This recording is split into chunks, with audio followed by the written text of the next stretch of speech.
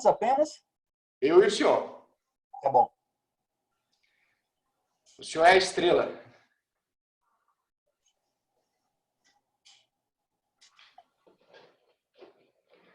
Bom dia, pessoal. Meu nome é Leonardo Barreto, eu sou diretor da Vector Análise, cientista político, diretor da Vector Análise, e hoje eu tenho a honra de receber, nesse nosso bate-papo, o deputado federal João Roma, do Republicanos da Bahia. Antes de fazer as perguntas para o deputado, vou fazer uma apresentação do currículo do deputado, embora o nosso público, a nossa audiência seja altamente especializada e certamente já o conhece muito bem. Mas, de todo modo, o deputado é o que a gente chama de um ser político, né? Desde do berço, né?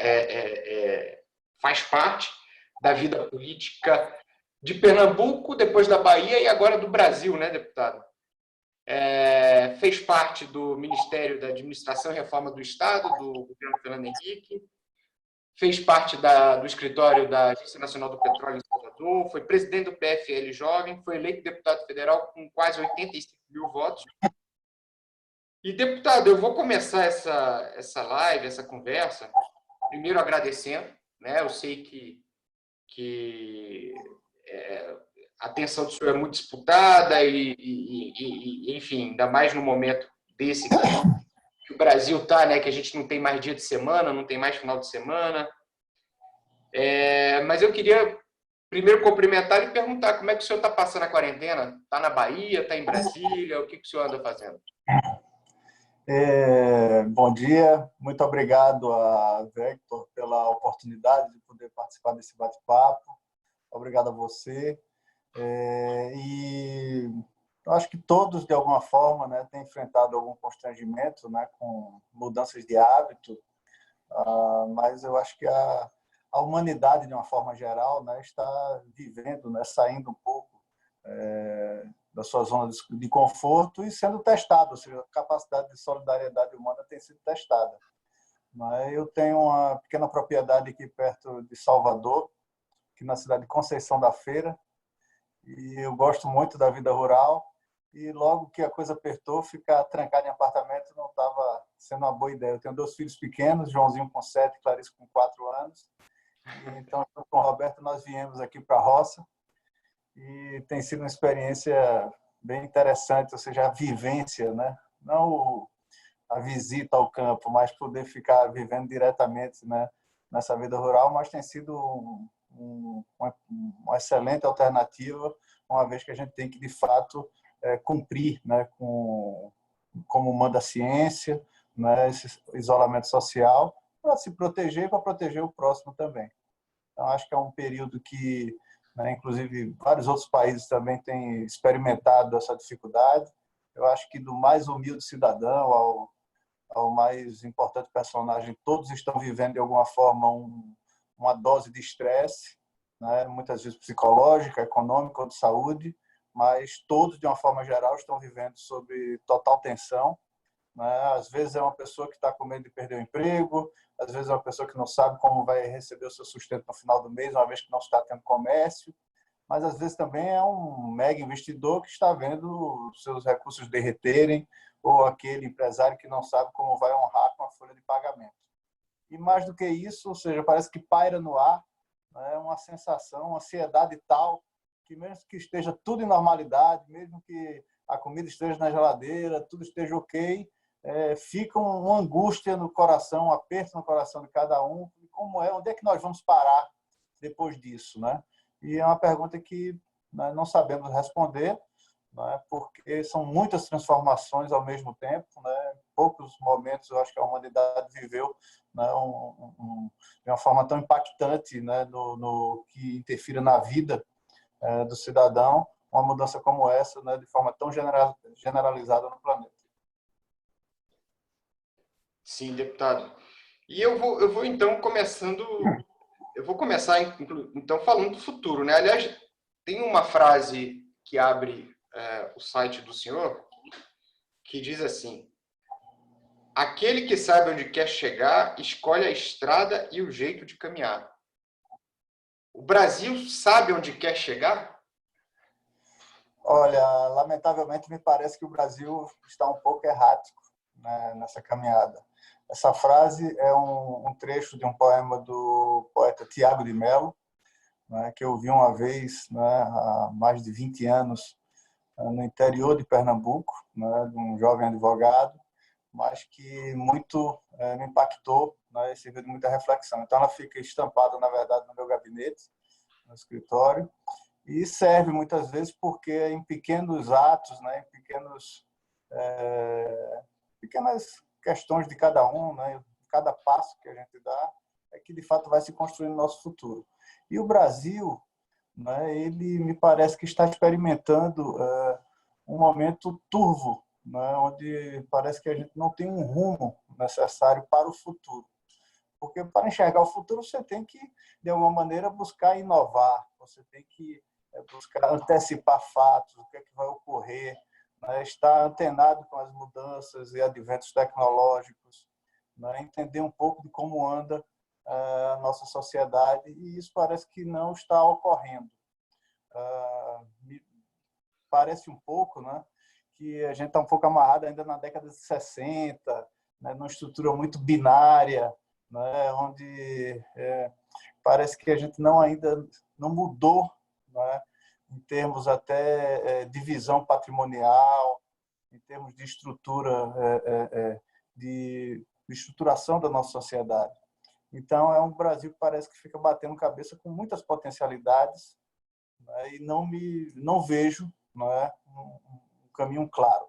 Nós vivemos um momento muito ruim, né, que eu acho que encharcou toda a população brasileira com um excesso de, de, de política, né, encharcou-se, na verdade, com politiquês, né, com a disfunção da política. A política, eu sempre digo que é um marco civilizatório na humanidade, é fundamental que exista boa política para que a gente possa evoluir e também que a gente consiga superar, né, as nossas diferenças sem o uso da força, como era na barbárie, mas a disfunção da política é igualmente danosa, porque ela justamente busca os artifícios, busca justamente fugir da sua finalidade, né, que é justamente promover o bem comum. Então, eu vejo hoje o Brasil, mais uma vez, né, superado esse momento onde a população já cansava, né, de todo aquele excesso de casuísticos e tal, e parece que a população queria uma mudança. Essa mudança foi representada com a eleição de Jair Bolsonaro, mas parece que a gente parou lá na eleição. Parece que a nova chave, o novo momento do Brasil ainda não chegou.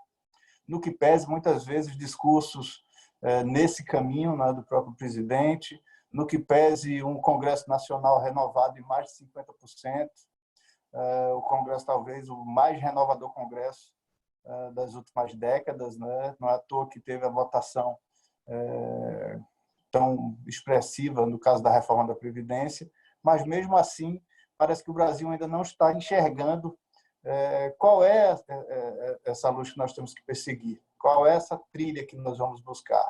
E quando nós esperávamos, né, que a economia pudesse, por pujança própria, né, pela força da nossa economia, dos nossos empreendedores, que essa economia fosse dar um sinal de vida, porque eu acho que a gente viveu um problema duplo, né, no final lá do governo Dilma, que foi a crise econômica junto com uma inércia, né, com um imobilismo, né, de grandes propulsores da nossa economia, né, como as grandes empreiteiras, que eram as estruturadoras de negócio no Brasil.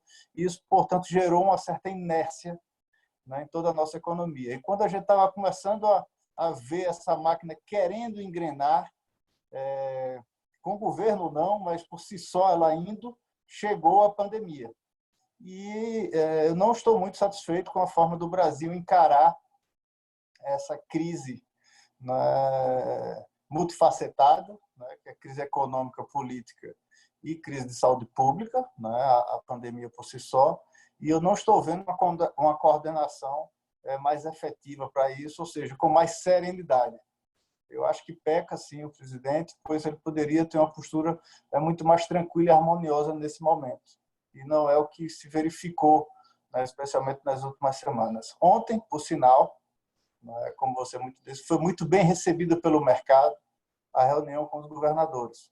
Apesar de não ter sido uma reunião tão comemorada pelos governadores, que queriam ações mais concretas, que precisam, na verdade, de ter essa relação mais azeitada e mais distensionada, eu acho que foi, sim, muito bem recebida pelo mercado, porque vai justamente nesse caminho que, como eu falo, é a expectativa de todos nós, é que haja, não é, ou seja, que todo mundo vá se despir um pouco dos partidarismos, das quedas de braços da política e se busque não estar criando cisões institucionais, queda de braço, mas sim que, de alguma forma, todos busquem, né, com muita tolerância, dar as mãos. Um exemplo disso, só completando, é o que tem ocorrido no estado da Bahia. Aqui nós temos um governador do PT, que é o governador Rui Costa, e o prefeito da capital, que é a cidade mais importante de Salvador, que é o Assemineto, que é do Democratas. E, óbvio, são dois antagônicos na política, tanto nacional quanto local. E os dois estão de mãos dadas, efetivamente, fazendo lives em conjunto, os dois junto com seus secretários de saúde, certo? Tomando medidas combinadas, ações que assuntos precisam do governo do estado, outros precisam da prefeitura, e eles estão agindo em sintonia para superar a crise. Então, independente, ou seja, a pessoa, o líder político não pode, nesse momento, vislumbrar ativos políticos eleitorais em meio a uma crise onde nenhum cidadão vai estar de humor, né, que possibilite estar vendo de bom grado qualquer medida. Mesmo medidas que são necessárias e importantes para a nossa sociedade, são medidas que muitas vezes são impopulares porque as pessoas já estão uma pilha de nervos, né? São medidas que estão cerceando movimentação das pessoas, que está quebrando muitos empresários através de seus comércios, impedindo, né, produção, gerando constrangimento em cada um. Dizer fique em casa é uma medida necessária, mas para aquele que mora num barraco com a telha de brasilite na periferia de Salvador, quando dá 6 horas da manhã, a casa já vira um forno. E mora num lugar pequeno, não tem a infraestrutura necessária para poder ficar em casa. Então, até nisso há uma diferença quando você fala em grande escala nessas medidas. Ou seja, não é medida para 10 pessoas, são para milhões de pessoas, e todos, de alguma forma, têm que avançar nisso. Transporte público, imagine como é que fica entrar e sair do ônibus, os serviços essenciais, saúde, segurança, limpeza urbana. Né? Então, são muitos quesitos que precisam, sim, dessa sintonia. Então, aqui na Bahia, por exemplo, apesar de você ter governantes de distintos campos políticos, eles estão agindo em sintonia, dando um excelente exemplo, né, de como deve seguir. Claro que, quando chegar o momento da eleição, cada um levanta a sua bandeira, certo? Mas, até o momento, até ontem, pelo menos, esse sinal não estava sendo transmitido pelo presidente Bolsonaro. Com a reunião que ele realizou com os governadores, eu acho que houve, sim, um sinal positivo, mostra-se um lado um pouco mais sereno do presidente, que eu espero que perdure, e óbvio, o mercado imediatamente reagiu, porque essa é a expectativa de todos, não só da área econômica, mas de toda a população. É o desejo, né, de todos, né, deputado? E aí Você vai me interrompendo, porque você vai puxando o tema, eu vou falando, eu não quero ser maçante e eu não me incomodo em ser interrompido. Então, por favor, vá guiando aí a nossa fala. Fique tranquilo, deputado. Agora, deixa eu fazer uma pergunta. A gente, aqui, pelo menos na Vector, a gente está separando o governo em dois, né? Assim como a vida de todo mundo, né? O governo antes da pandemia e o governo depois da pandemia. E a gente tem percebido claramente que o governo tem construído linhas de defesa, possivelmente antecipando uma ressaca política, econômica e política que vai vir, né, depois da pandemia. E dentro dessas linhas de defesa, eu acho que a gente pode pontuar várias medidas, né, mas a principal delas foi uma reaproximação do governo com o Congresso Nacional, inclusive na construção de uma base e como tem sido discutido essa semana a escolha, inclusive, de um novo líder. Como é que vocês estão sentindo esse movimento de aproximação? A segunda coisa qual seria o tamanho da base, se o governo realmente for montar uma base, o senhor estima mais ou menos qual o tamanho que essa base vai ter, e ele vai ter capacidade de votar uma agenda pós-pandemia, ou se não, se essa base é só para prevenir uma crise, um impeachment. E, por último, como é que está o presidente Rodrigo Maia? Como é que ele vai ficar nessa nova configuração, pelo menos desse segundo semestre, né, de 2020, com essa aproximação do governo do Congresso? Olha, como eu falei inicialmente, nós estamos presenciando talvez o congresso mais reformista das últimas décadas.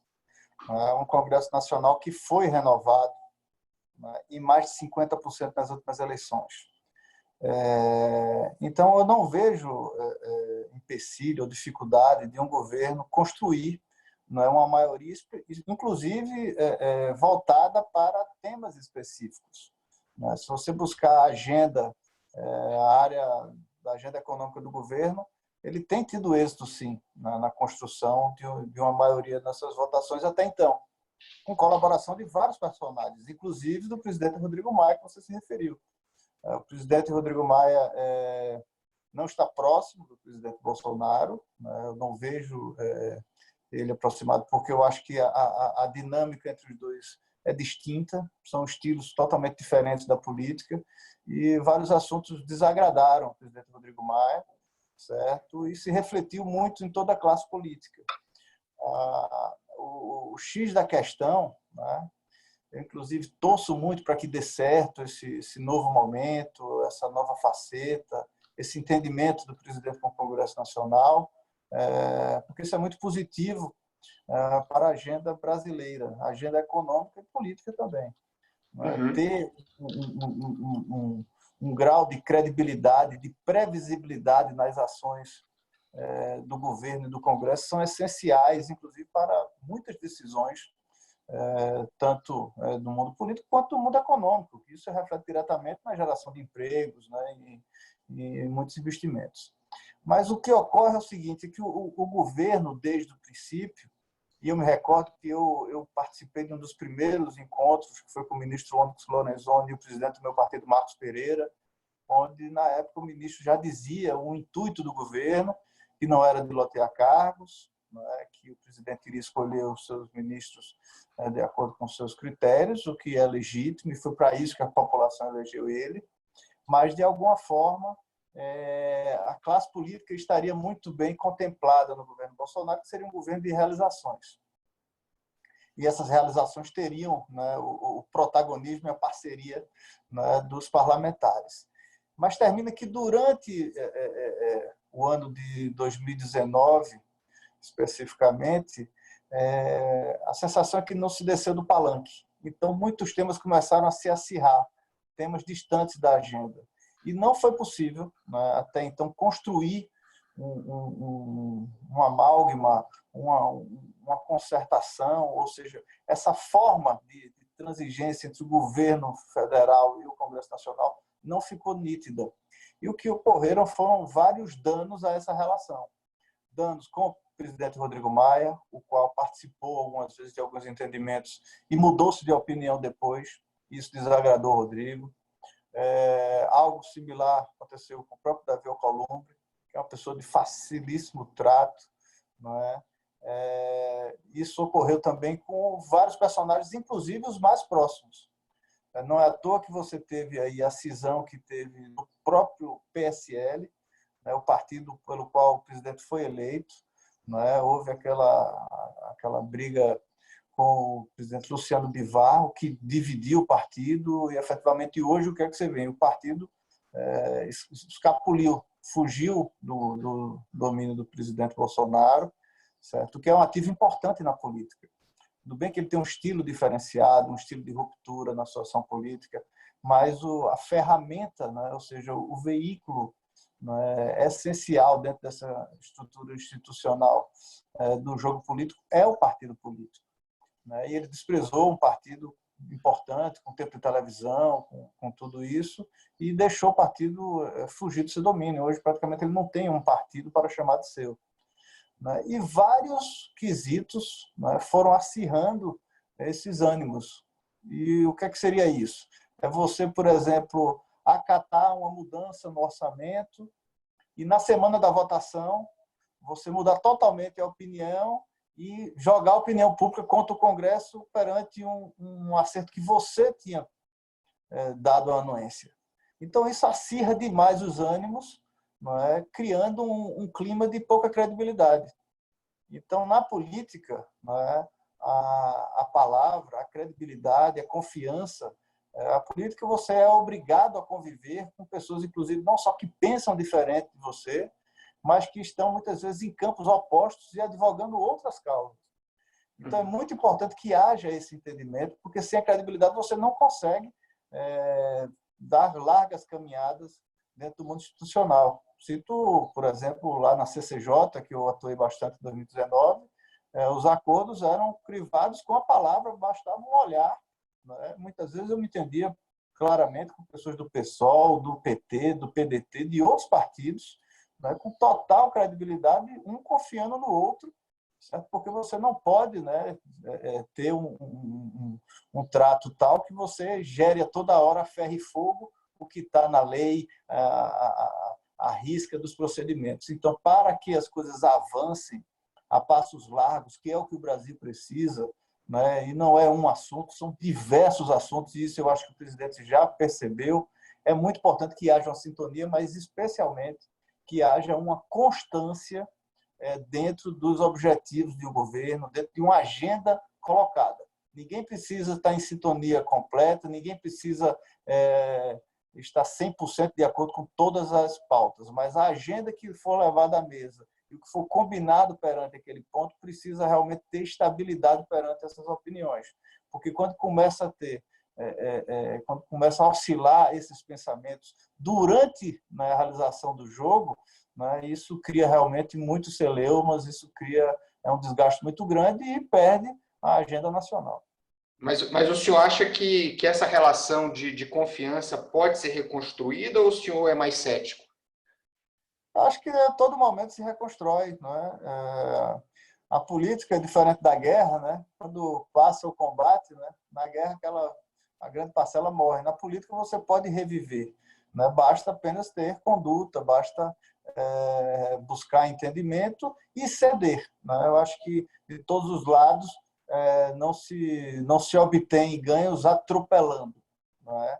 No caso desse que você tem outras forças constituídas, o caminho é o diálogo, o caminho é a credibilidade. É possível, sim, mesmo com dissabores, mesmo sem o glamour de determinadas aproximações, mas dentro de objetivos claros, dentro de ganhos mútuos, não é? Ações que são importantes para os brasileiros precisam ser colocadas e a cada momento, uma vez que você mantém, né, se houve agora, por exemplo, nesse episódio aí da aproximação do presidente com o Centrão, se houve aí uma possibilidade de voltar a sentar à mesa, a partir do momento que está à mesa, é possível, sim, restabelecer a relação e dali passar, certo, uma nova rodada. Eu só espero, certo, eu às vezes até fico um pouco cético, né, pelo que nós temos vivido até agora, mas eu torço muito para que isso dê certo e espero que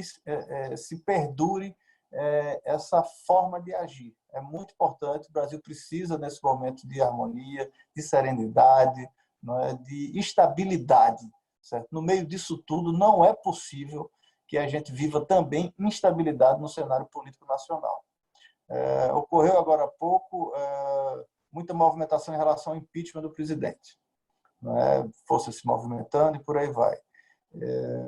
E eu vejo, né, em alguns líderes políticos uma posição até um pouco sábia no momento, que é o seguinte, ou seja, não vamos colocar mais ingredientes nesse caldeirão. Certo? Nós já estamos vivendo uma pandemia.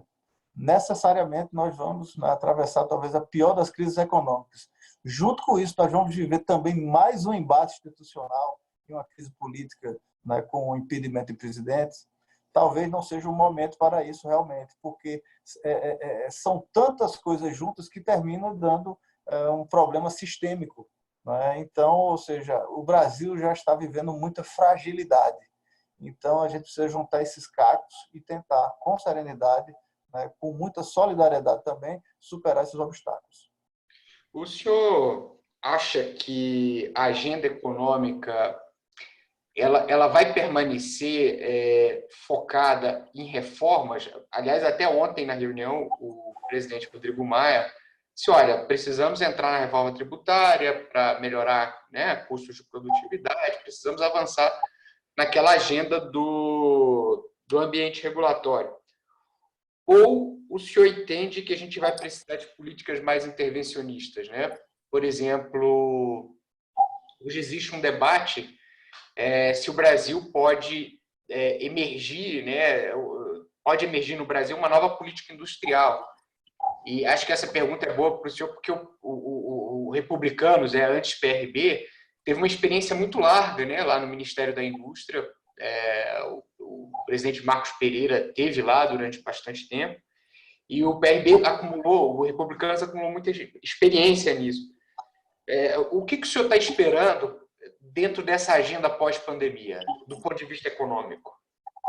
Olha, eu espero sim uma agenda bem reformista, certo? Eu espero que as reformas estruturais ocorram, não é? Pois eu que tenho uma inspiração bastante liberal, não só na economia, como na estrutura social, eu vejo que o Estado não é gerador de riqueza, não é?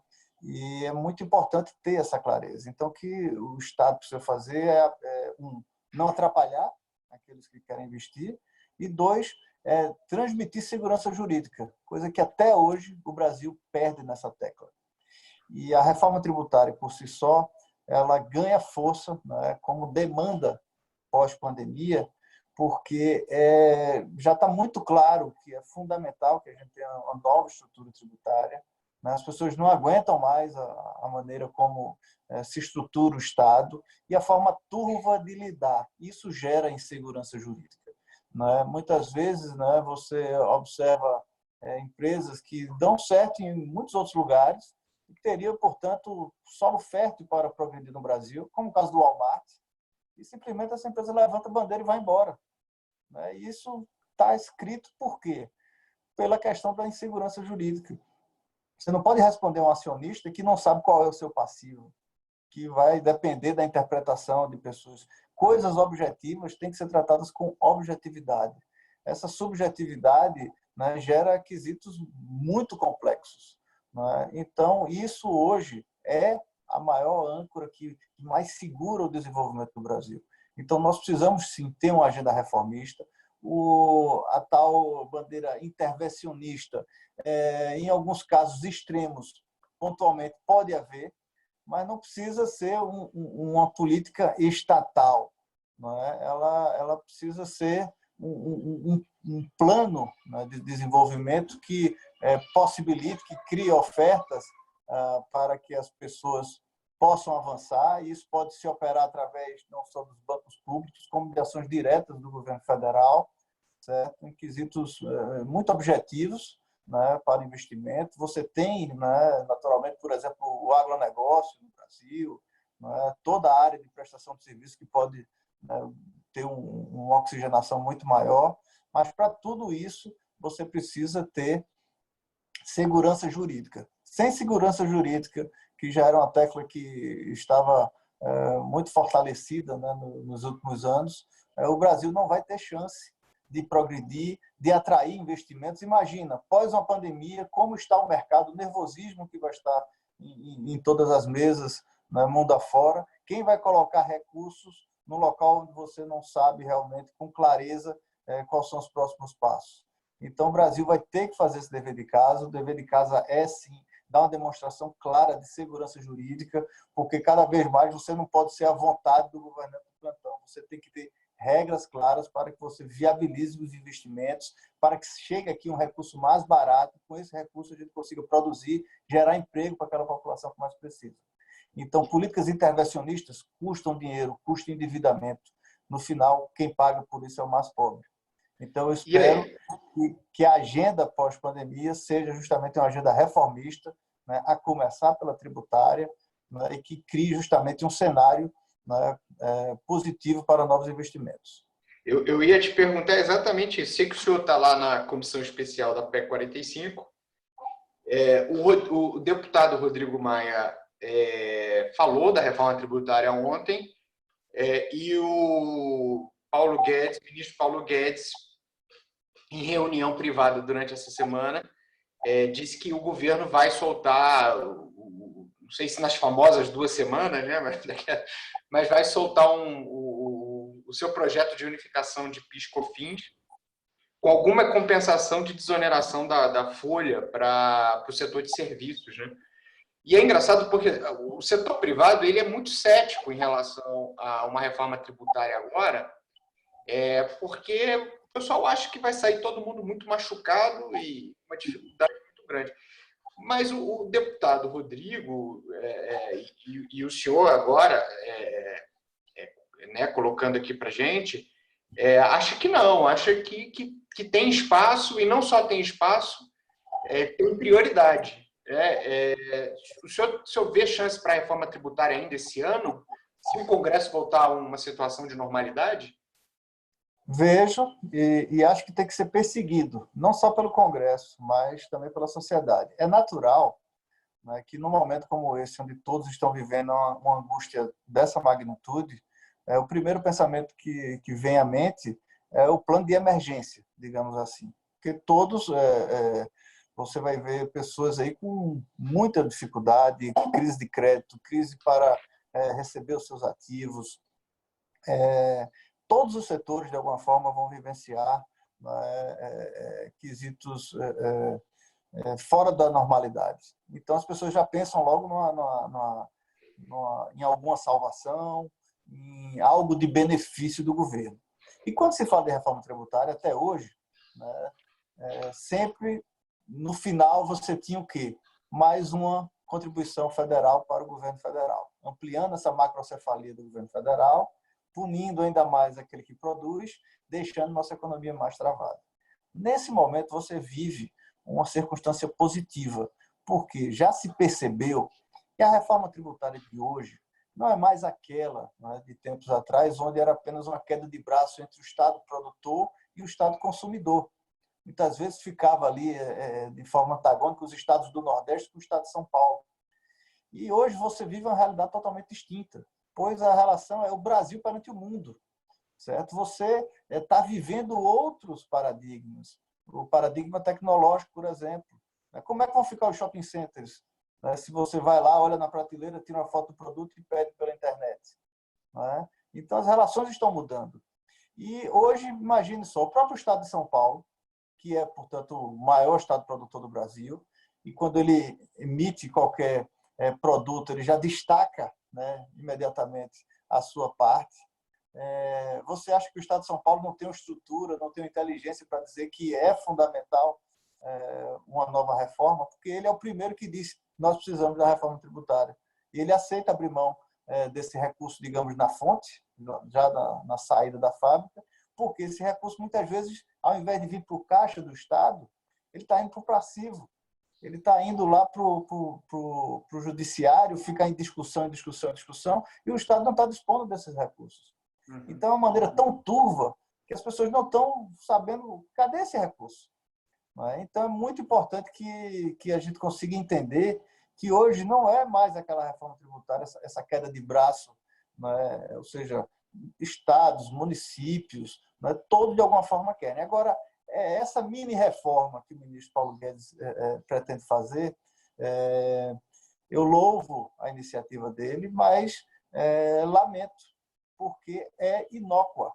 Mexer apenas nas contribuições federais significa nada de estrutural na reforma tributária. Ou você mexe no cerne da questão, que é a estruturação do ICMS, que é o imposto que mais arrecada no Brasil e que cria, né, toda essa teia, né, dentro das relações com maçarocas, né, de regulamentações em cada estado, em cada local. ou mexe nesse cerne, né, e os estados estão, né, propensos a fazer isso, ou, de fato, você não vai ter nenhuma mudança. Se mexer nisso, os estudos antes da pandemia mostravam um incremento de mais de 10% no PIB do Brasil. Mas, para isso, precisa, obviamente, haver vontade política, né, e ter uma sintonia de propostas. Me parece, às vezes, né, que o ministro Paulo Guedes ficou um pouco contaminado com aquela tese de ter que criar um outro imposto para substituir a reforma tributária, como uma nova CPMF, o que foi demitido pelo próprio presidente e que resultou na demissão do professor Marcos Sintra. Mas por que isso? Porque parece, olha, você vai criar um imposto e esse imposto vai superar a casa dos 20%, isso não vai pegar bem.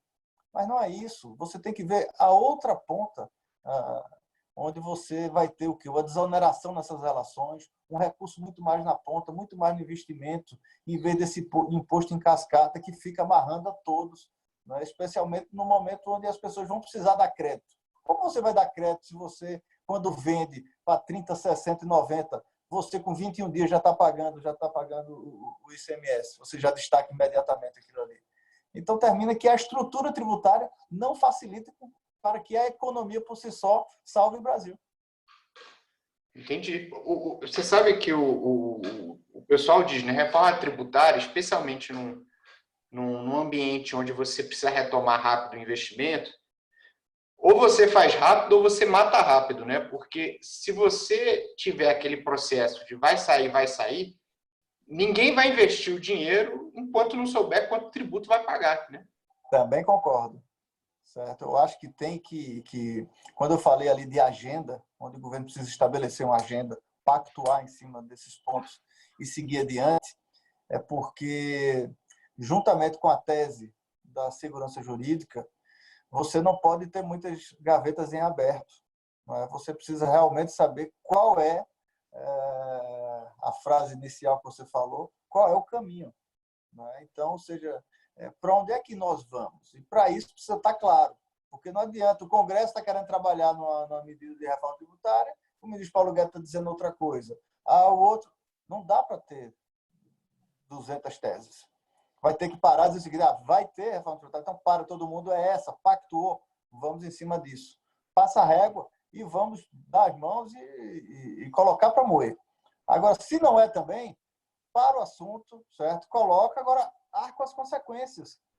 Porque o governo federal por si só não vai ter lastro, não vai ter estrutura para aguentar um Brasil desse inteiro às suas expensas. O governo não é gerador de riqueza. Quem gera riqueza é a nossa economia, a nossa sociedade, certo? É o trabalhador, é a pessoa que está na economia informal. Essas pessoas é que estão gerando recursos no Brasil.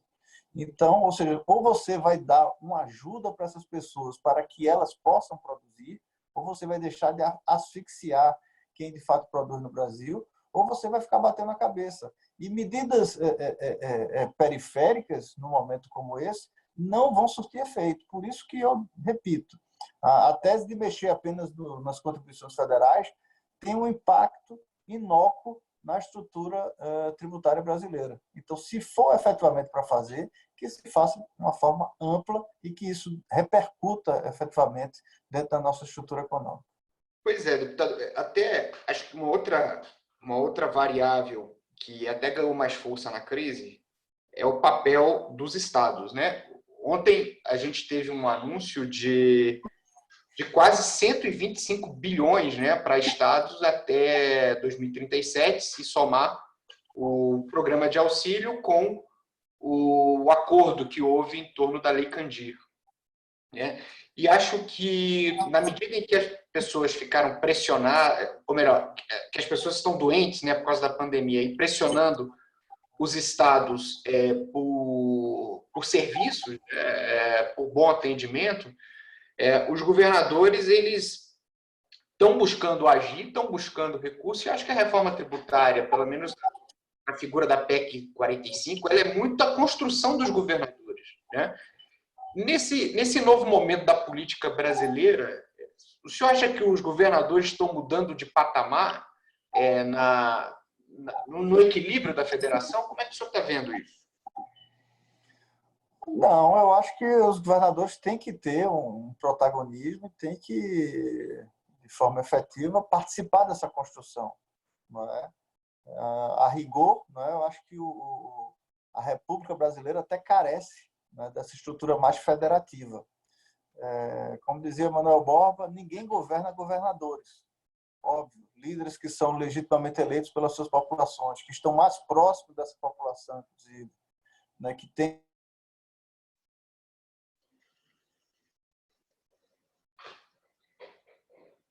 economias, que nós precisamos cada vez mais, dentro de uma estrutura de diálogo, de harmonia, né, buscar entendimento nisso. Né? Não há pontos maiores de discórdia dentro da nação brasileira.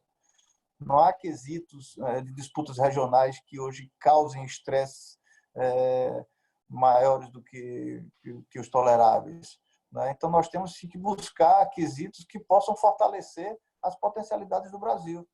Não dá para você ficar, né, lastreado em cima de artifícios, né, que muitas vezes ocorre justamente porque, uma vez que você tem, muitas vezes ainda amarrado a mentalidade, como eu comentei aqui no início da década de 60, aí você começa naquela estrutura de substituição de importação, né, de estar criando artifícios onde você não está no âmago da questão buscando a produtividade, buscando as vocações de cada local.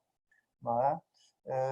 Eu tenho muito apreço, né? Conheço todo o Brasil, e em especial a região norte, então tenho muito carinho, inclusive, pelo povo do Amazonas, mas a estrutura atual da Zona Franca de Manaus não entra no raciocínio dos tempos atuais.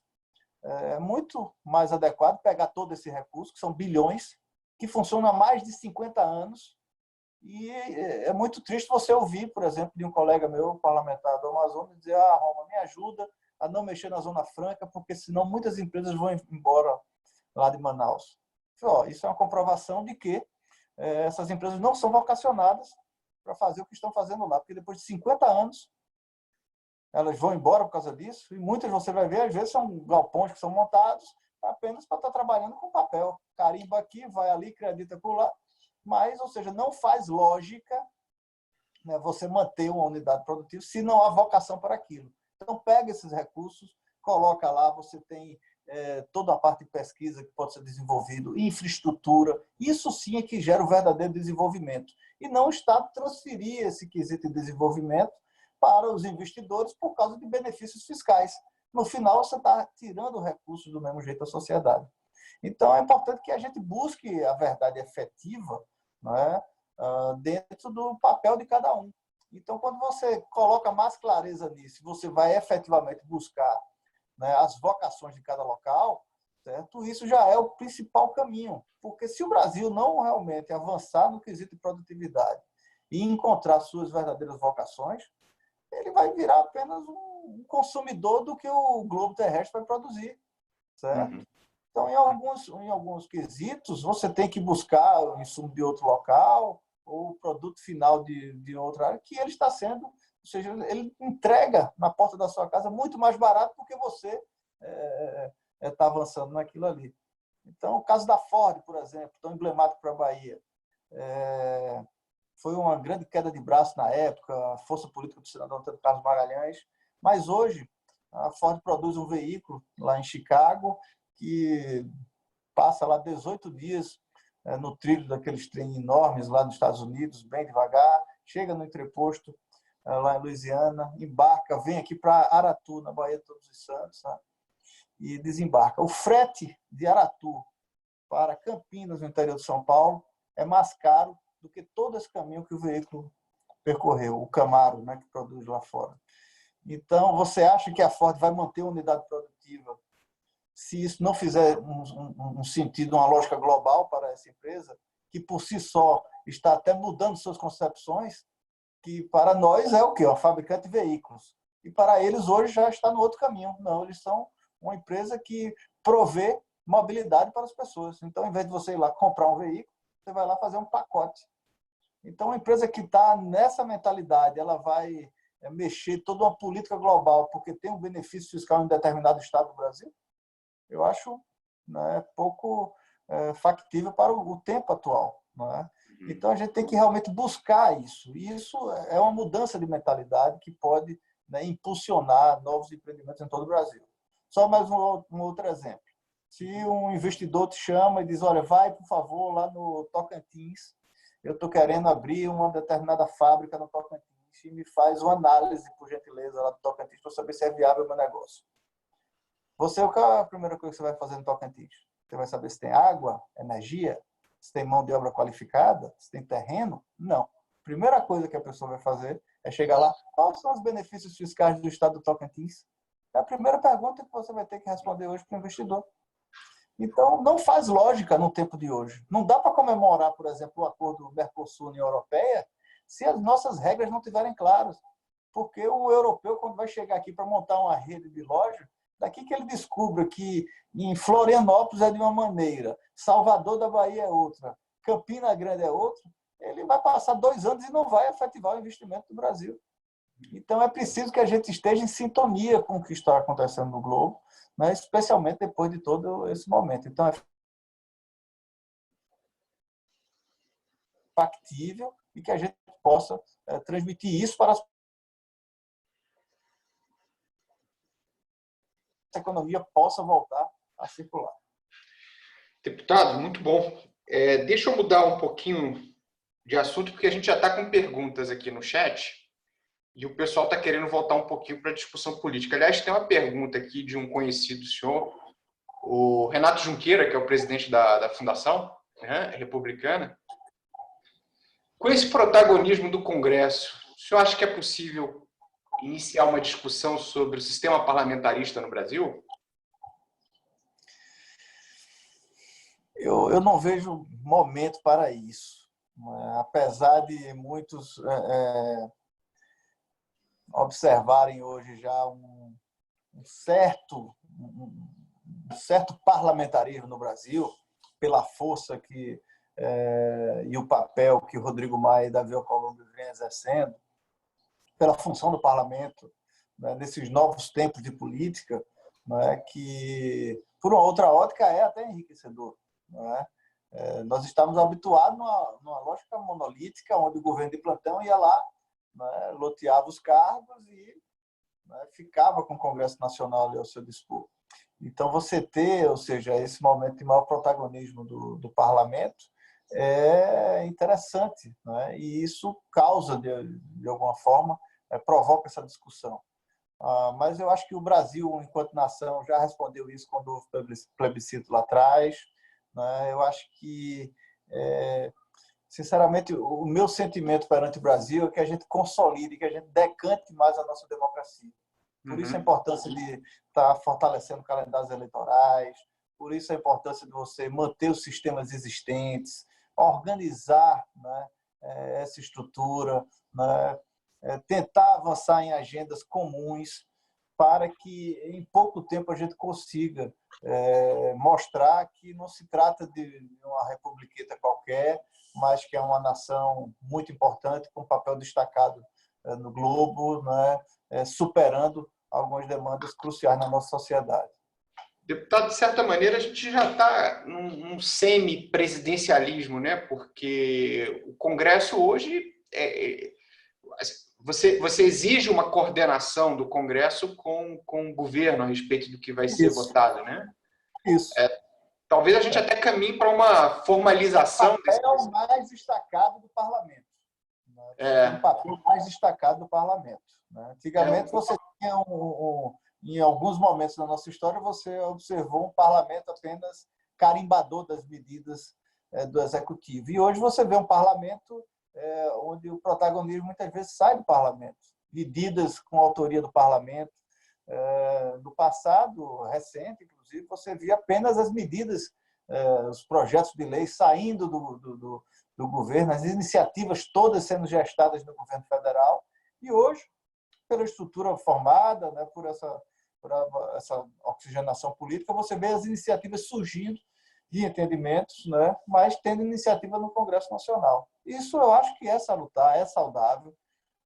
Para tanto, não é necessário fazer mudança de sistema político, como eu falei, ou seja, nós já vamos estar vivendo muitos traumas. Né? A gente precisa ter muito cuidado para não colocar muito ingrediente nisso e pesar demais.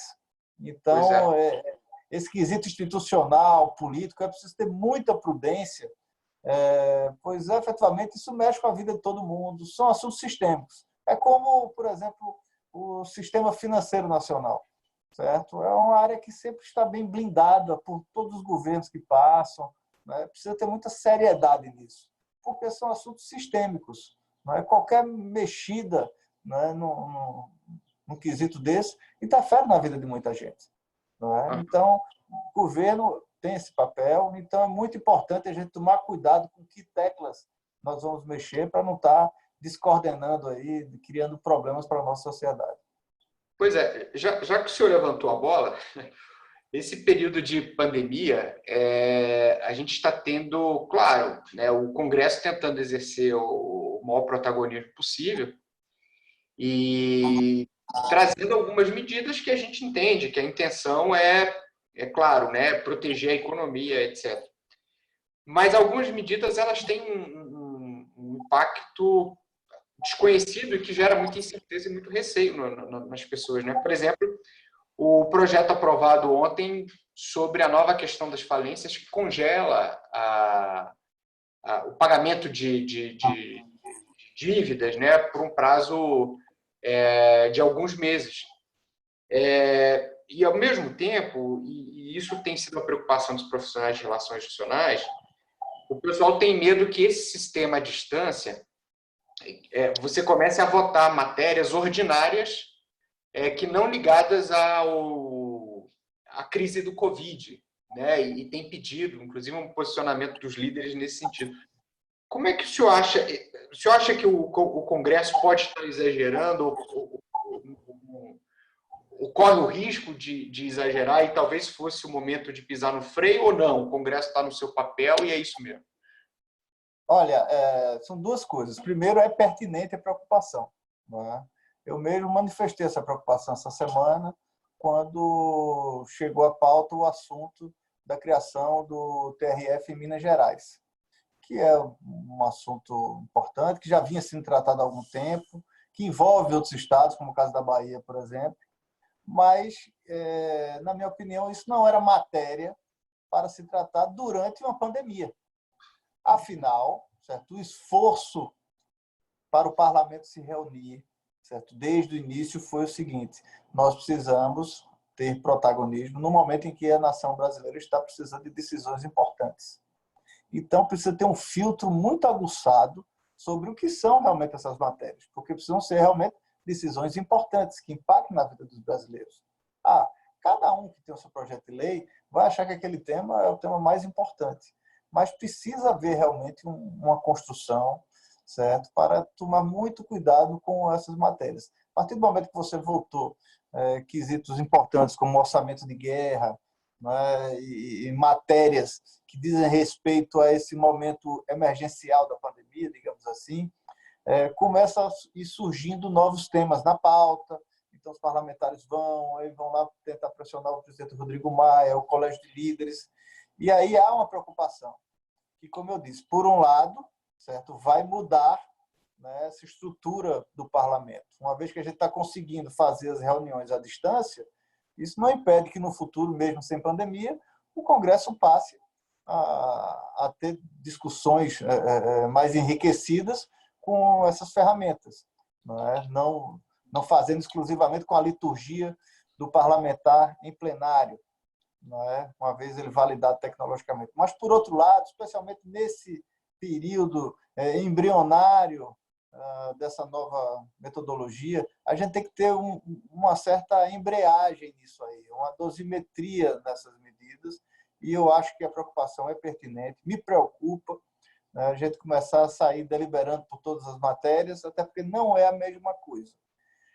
Funciona, em matérias específicas é necessária, mas especialmente para aquelas que têm o quê? Que tem que se constrói um acordo de líderes, que são matérias incontroversas. Quando são matérias que causam muito debate, é muito importante aquela relação no plenário, as conversas laterais, os entendimentos entre os líderes, entre o autor do projeto, o relator. É muito importante que haja essa simbiose, né? E, obviamente, né, com toda a parcimônia. Ou seja, não dá para você estar fluindo. No mundo desse que nós estamos vivendo, não dá para você estar fluindo em todo tipo de matéria, está fazendo mudanças a toda hora. Existem matérias realmente importantes, mas essa preocupação que você coloca é uma preocupação válida, uma preocupação dos profissionais de relações governamentais, que realmente, né, a gente precisa ter muito cuidado, porque começa e daqui a pouco você não consegue distinguir o que é realmente de extrema importância, né, e urgente para o momento, do que são matérias, né, no segundo plano e que têm interferências, às vezes, bombásticas para alguns setores. Né? Você vê que tem gente que está vivendo, né, relações muito complicadas, né, nesse quesito mesmo agora, por exemplo, contratos de aluguel, de locação, né, uma série de coisas. Como é que fica quem tem rede de loja, quem tem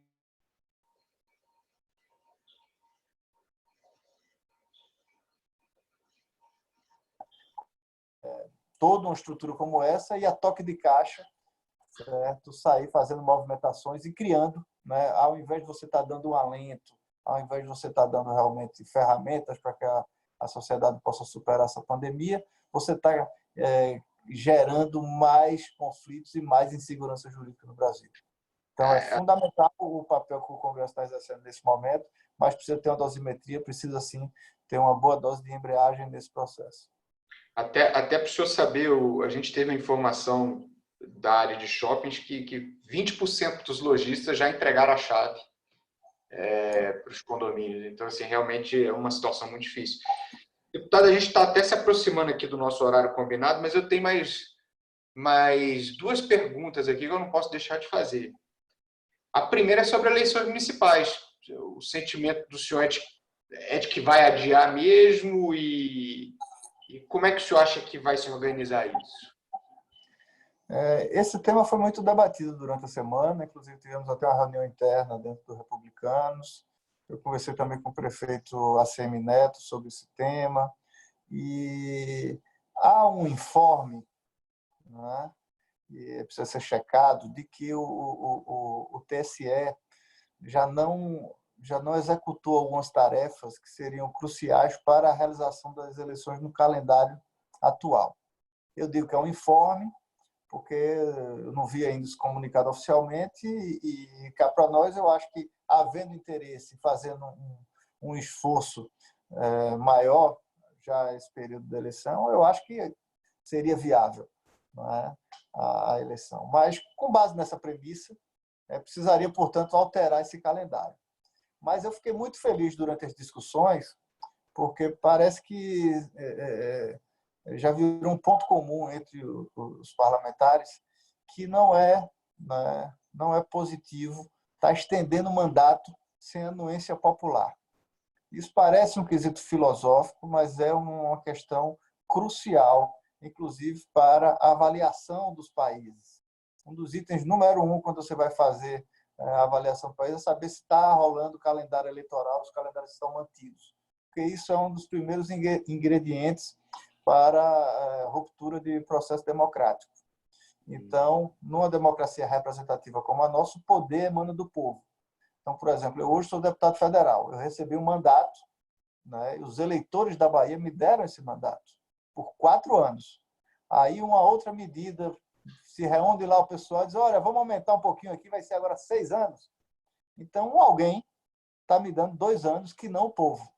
Então, é muito importante ter essa consciência e saber a importância disso, porque isso depois vai refletir até mesmo no preço do recurso quando se for captar para o investimento. Então, parece que está pairando, né, uma vertente majoritária no Congresso para que não haja expansão de mandato, a extensão de mandato sem anuência popular. Mas parece talvez seja crucial, né, a alteração do calendário para esse ano. Eu já ouvi falar em 15 de novembro, já há um projeto do senador Randolph colocando, eu acho, para o dia 6 de dezembro, o primeiro turno das eleições e o segundo turno, dia 20 de dezembro. Então, eu acho que é possível, né, para não dizer provável, que ocorra um adiamento das eleições municipais nesse ano de 2020, mas que as eleições ocorram ainda no ano de 2020, para que em 1º de janeiro os novos prefeitos tomem posse dos seus mandatos, né, devidamente legitimados pelo povo. Certo. Muito bem. Outro ponto, só completando, que gera muita polêmica também, é a coincidência de mandatos. Muitas pessoas falam isso, mas é um ponto que gera muita divisão, né? Todo quesito imagine, né? O Congresso Nacional é formado por pessoas que são eleitas. Então, qualquer medida que você vai fazer que mexe em eleição, você está falando de um cerne da questão para todos os parlamentares. E cada um tem uma opinião a respeito do assunto, né? Sempre é uma discussão que mais divide do que agrega, porque, em geral, né, prevalece, muitas vezes, questões casuísticas, questões pontuais, né? A pessoa pensa na próxima eleição, não nas próximas gerações. E a coincidência de mandatos também divide muitas opiniões no parlamento, porque ao ponto que você diz, é melhor de uma vez só, que aí a gente volta aí de 5 em 5 anos, né? Em vez de estar ano sim, ano não, voltando para as urnas. Isso pesa tanto para a classe política como para a população também. Nem sempre isso é verdade, porque no momento de fenômeno eleitoral, por exemplo, você pode prejudicar uma discussão local. Então, você tem uma eleição municipal junto com a eleição do presidente da República, se você tem uma avalanche aí e leva numa corrente presidencial, você pode eleger um péssimo prefeito porque as pessoas foram lá no embalo de um determinado número, né, de um determinado presidente de muita força popular e perdeu a cidade tal que deixou de colocar um excelente gestor porque a população não conseguiu dar foco naquela discussão municipal e ficou dando foco numa discussão mais global. Então, também é uma tese que divide muitas opiniões dentro do parlamento. Mas hoje, pelo que me parece, é bem provável que ocorra o adiamento das eleições, né, mas ainda no ano de 2020. Tudo bem. Deputado, eu vou ter mais uma pergunta aqui sobre a reforma tributária, se o senhor permite. O senhor acha que essa reforma, da forma como ela está se desenhando, ela vai permitir aumento de tributos? E aí a preocupação é aumento de tributos, especialmente de bens considerados supérfluos? Eu não gosto dessa tese, pelo contrário, eu acho que a reforma tributária ela vem justamente para, como eu disse, tirar a subjetividade, colocar objetividade nessas relações. A partir do momento que qualquer setor começa a querer ser tratado como exceção, como uma compensação, você volta para a mesma subjetividade. Porque um outro queria fazer um determinado item, vai fazer um item parecido para que, ao invés de ser produto, seja serviço, que ao invés de ser isso, seja aquilo. Mas esse aqui tem um quê de saúde. Usa. Então, não dá para você tá quebrando, tá abrindo exceções. Ou seja, as compensações para isso podem se dar através de políticas direcionadas para os setores, políticas de fomento e por aí vai. Mas não no sistema tributário. O sistema tributário tem que ser cristalino. Quando qualquer brasileiro viaja e diz, em tal local é tão bom que você compra lá um produto e já sabe que coloca X% em cima, isso serve para tudo. É isso que a gente tem que trazer para o Brasil. É deixar de forma cristalina, do cidadão mais humilde até o grande empreendedor, que esteja com objetividade, com clareza para ele dizer, olha, foi isso meu faturamento, paguei X, está resolvida a minha vida. Em vez de, vou receber uma visita porque a pessoa vai avaliar se isso realmente está enquadrado nisso ou naquilo, porque a normativa não sei qual. É essa subjetividade que a gente tem que escapar. Então, não dá, ou seja, por mais que cada quesito tenha seu mérito, tenha sua importância, ou seja, o plano onde a gente vai buscar acomodar e proteger determinadas situações é através das políticas de fomento, através de outras compensações, não certo? Dentro da estrutura tributária que tem que ser algo cristalino, onde o cidadão mais simples possa perceber o que é aquilo e possa também ser um marco civilizatório para o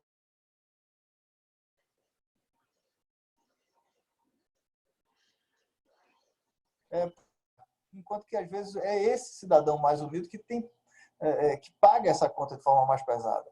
A partir do momento que você inverte essa lógica, e ao invés de você comprar um produto por 10, você chega lá e encontrar esse produto por, digamos, R$8, e o cara dizer, olha,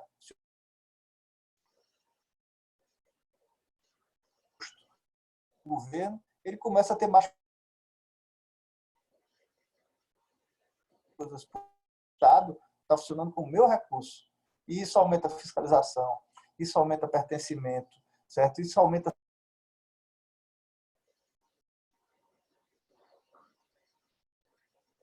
o Brasil da família portuguesa, né, da família real. E a gente ainda não se deu conta que o Estado brasileiro é legitimamente conquistado pelos brasileiros. Então, é muito importante e isso vai se dar através.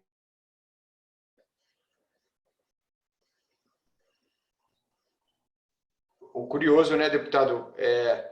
Parece aquele, colocando um pouco de filosofia, né? Ou seja, a reforma tributária vai tratar todos como iguais, né? Enfim, é a ideia de que o direito e de que o Estado vai ter que ter um atendimento equânime e equilibrado para todo mundo. Então, é a primeira geração dos direitos civis, né?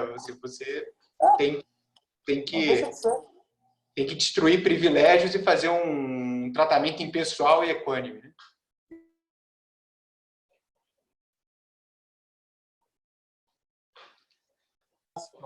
Planilhadas.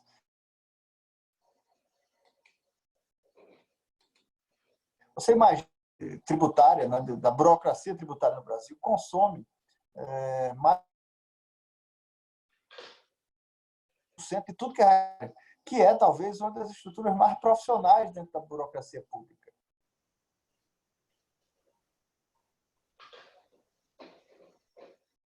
Então, para passar no concurso.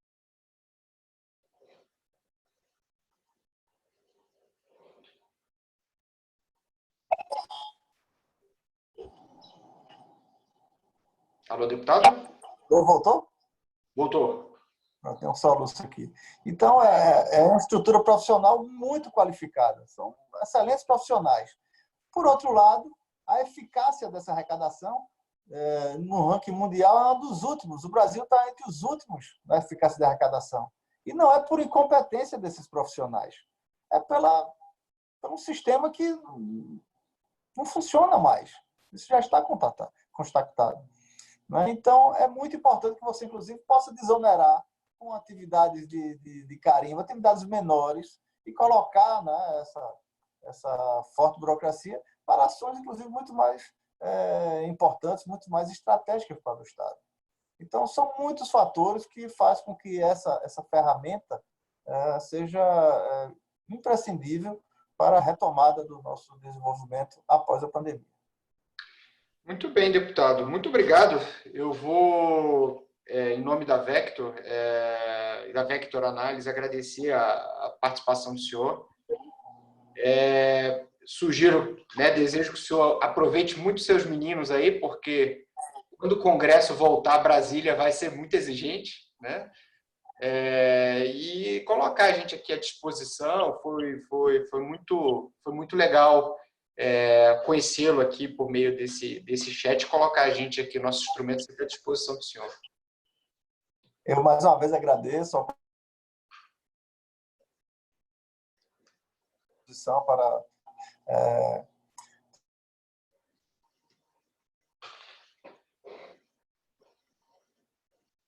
o quanto antes, elementos, informações, né, pontos de vista.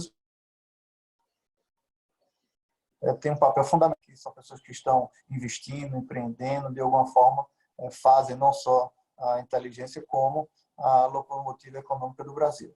Então, me coloco à disposição, né, e vamos juntos superar essa pandemia e, quanto antes, estar próximos. Um forte abraço e obrigado pela oportunidade. Obrigado, deputado. Um abraço e agradecer a todo mundo que esteve com a gente. Um abraço.